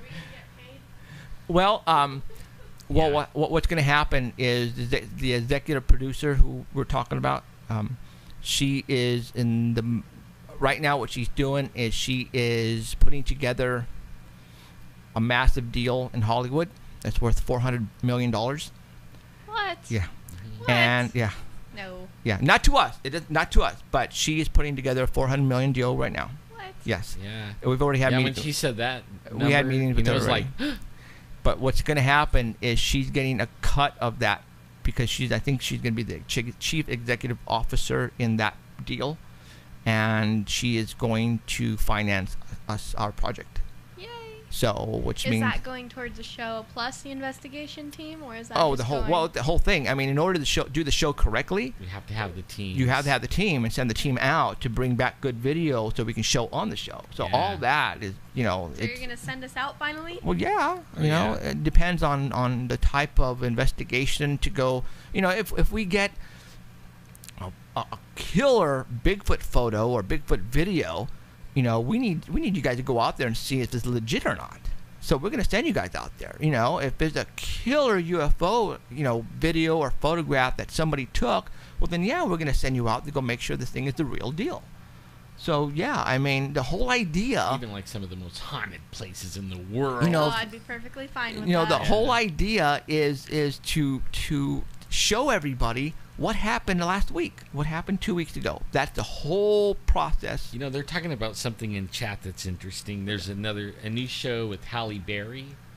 Oh yeah, and she comes back pregnant. Mm-hmm. From space. Oh yes. And she's all by herself, right? But she comes back pregnant. Like, what is it? The alien thing, like, how did that lady get pregnant in Alien? Remember, I mean, she had an alien like bust out of her, wasn't it? Like, what was her name? Isn't that how it came out? But not from her though. Oh, it wasn't from her.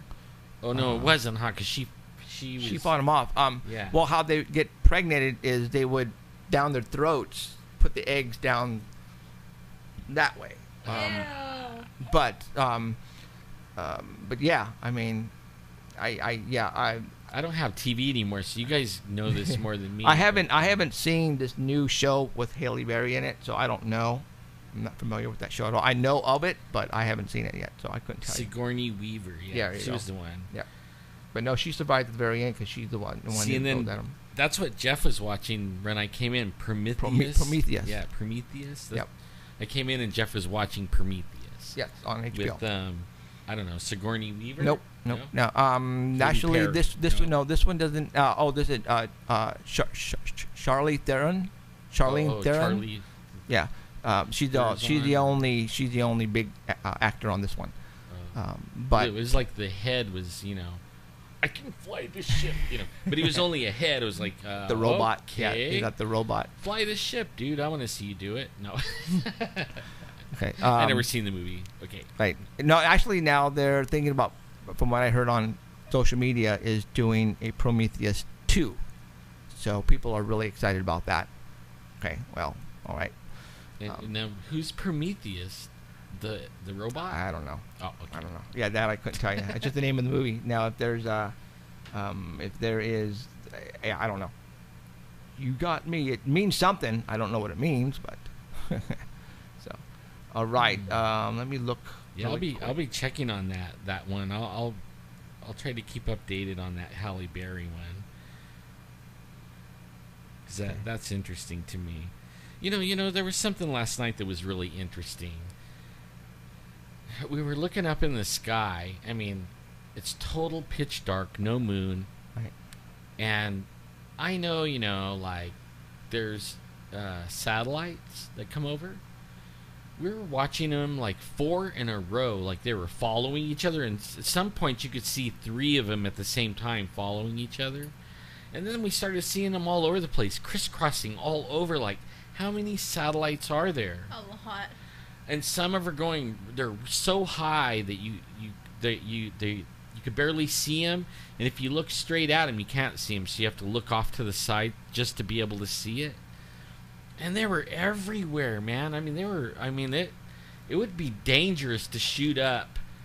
Like if we had the capability to get in something and fly out there, you have to watch yourself because you're going to have a head-on collision with one of them things up there. It was ridiculous. Yeah, there was a lot of things up in the sky. A lot. It was amazing me. And it's the reason is that we were away from the city lights, way up in the mountains, 5,000 feet elevation, and everything was so clear that you can see these things flying. Just. Me and Danny saw this one thing. It was like I missed that. I mean, it just went like if you blinked, you would have not saw it, and it was 2 lights, and it looked like a foggy kind of look in between it.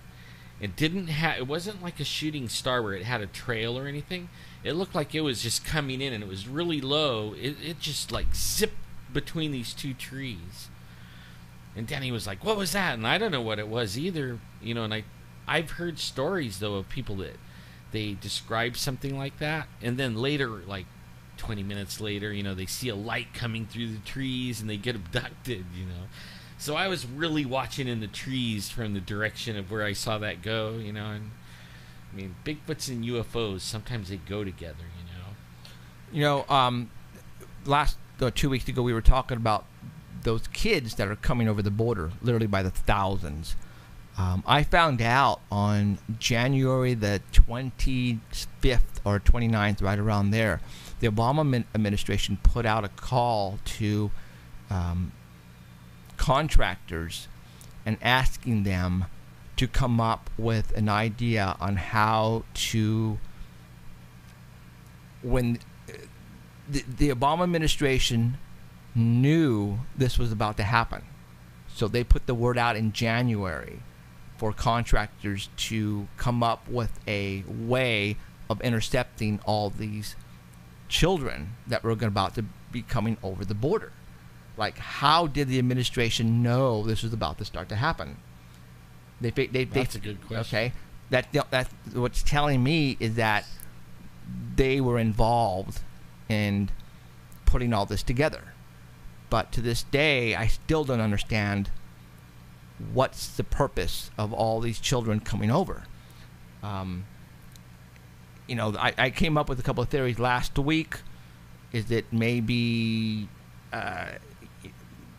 voting? Is it maybe virus of getting a virus inputted into their system, and then I don't know.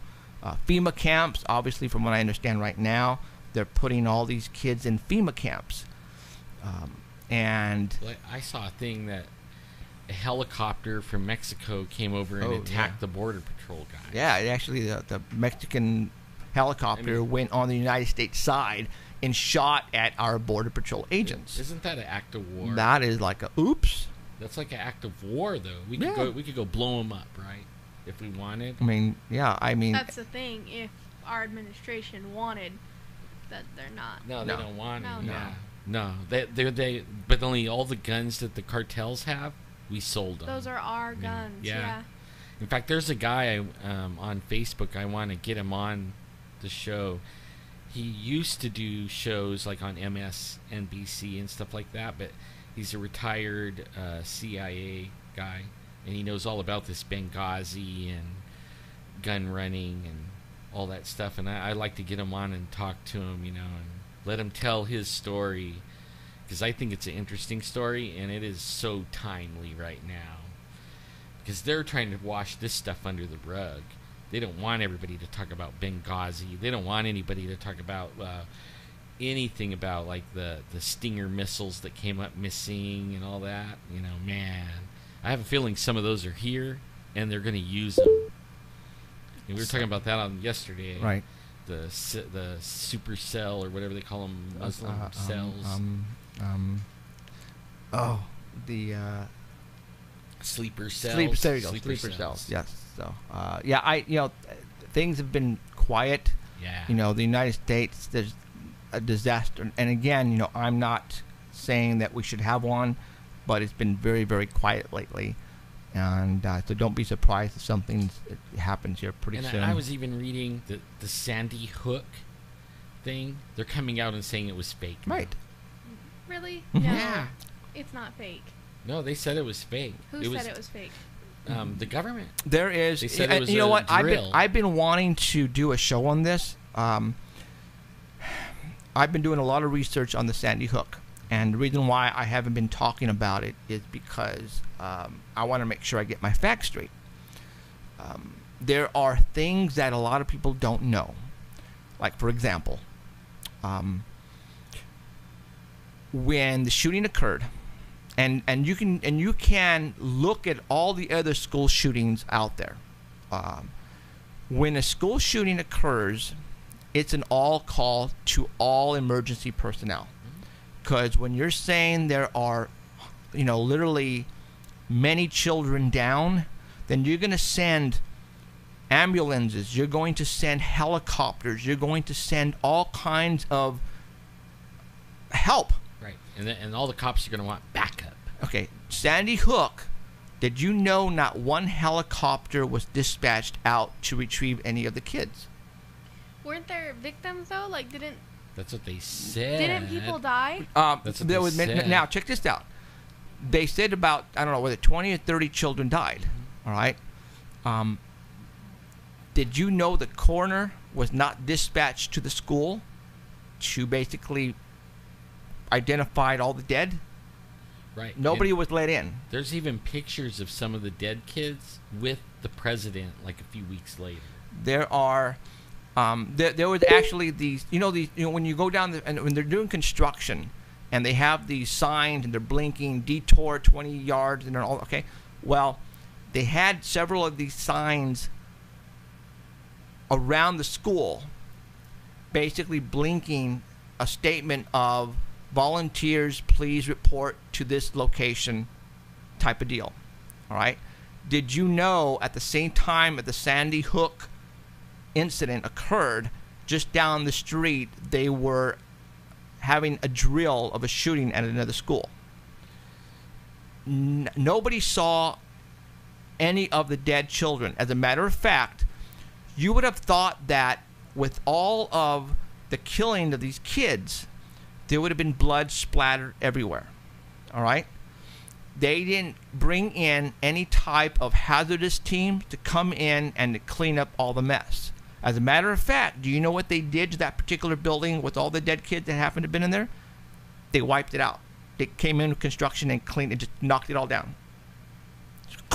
And they put up a new building. So what was it, for like an anti-gun agenda? Exactly. Oh, that's low. That's exactly what it was. So to this day, the coroner was not dispatched to identify and to write down exactly how many kids died. No helicopter. If you go look at all the other school shootings, you see videos of 4 or 5 helicopters out in the field, right, taking kids and children to hospitals. Not a single helicopter was dispatched to the Sandy Hook. So how do they know every single child was dead? You would have thought that there would have been maybe possible. They're not going to, when there's a school shooting, you're going to dispatch 100 ambulances and fire engines, dispatch helicopters. Not a single helicopter was dispatched. You can go look at all the other school shootings to this day, and you can go back and look at the video, and you'll see out in the playground, you'll have 4 helicopters with propellers, getting ready to take all the kids. Even if you have a shoulder injury, they're going to put them on a helicopter, pick them out. Sandy Hook, not a single helicopter.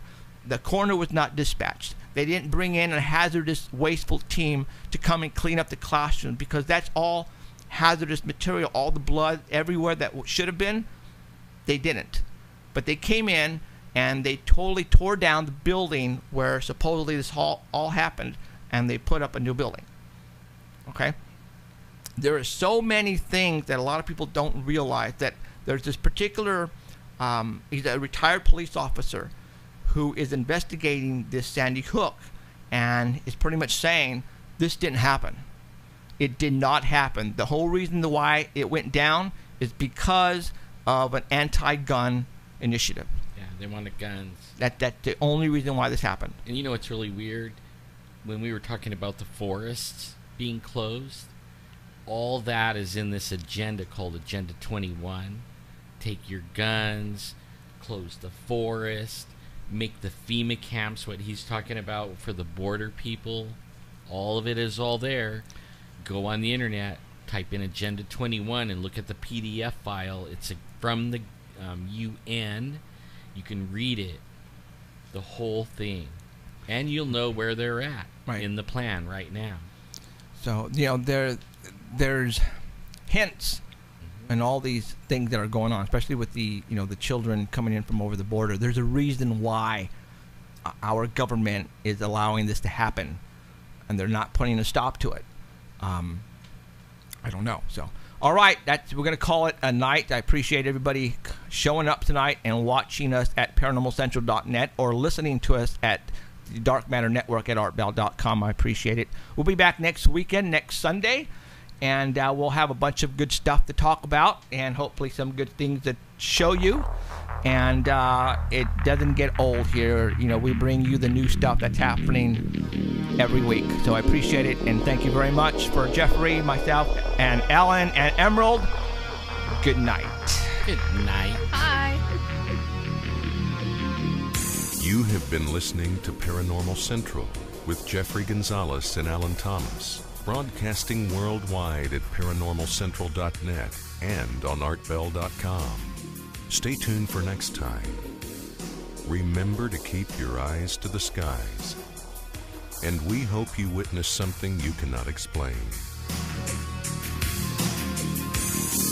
I'm looking for you. You're looking for me. We have to decide what it will be. Can it be true? Can I